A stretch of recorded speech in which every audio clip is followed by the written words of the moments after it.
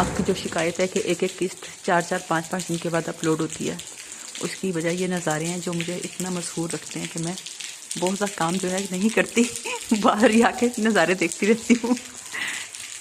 अच्छा, ये वादिया बिशाम है।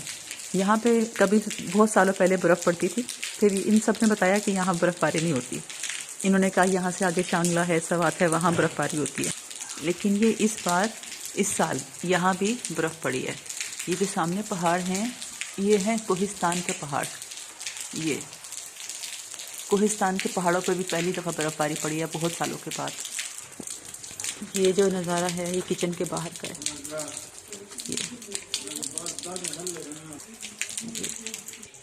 ये हमारे घर का बाहर का हिस्सा।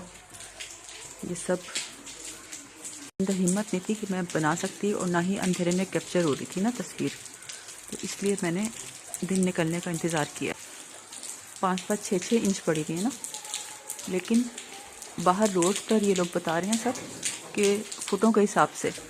ये हमें शौक़ था ना बर्फ़ देखने का, तो यहाँ पे बर्फ़बारी हो गई। बस अल्लाह पाक उन लोगों पर रहम करे जो लोग फंस गए। सुने कि रोड पर बहुत लोग फंसे हुए हैं। ये सब सामने बर्फ़ ही बर्फ़ है। और ये पहाड़ी इलाकों में ट्रैवलिंग करना इन दिनों बिल्कुल भी मुनासिब नहीं है। साथ कुदरती मनाजिर भी दिखाती है। अच्छा, इस वक्त बादल कुछ छटे हैं तो कुछ ज़्यादा ही वजाहत से नज़र आ रहा है। ये देखिए सामने, अगर मैं कैप्चर कर सकूं, ये